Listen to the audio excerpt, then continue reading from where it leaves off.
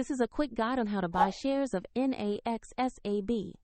NAXS AB operates in the industrial technology sector and is listed on CBOE EU under the ticker NAXS.ST. This video is educational only and not financial advice. You will need a broker to trade, and I will use eToro as an example to show the process.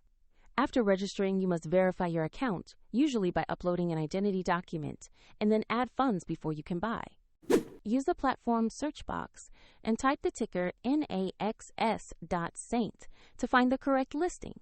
Confirm you select the entry that matches NAXS.ST on CBOE EU. Open the company page to review basic information and the price chart, and make sure the name and ticker match NAXS AB and NAXS.ST.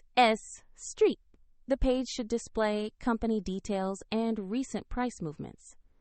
To buy, click Invest or Trade, choose the amount you want to commit, then review the order details and confirm. If the market is closed, the order may be placed as a market on open or scheduled. If you lack sufficient funds, the platform will prompt you to add them before confirming. Your new position will appear in your portfolio once the order executes. Check the description for a link to eToro if you want to follow this example.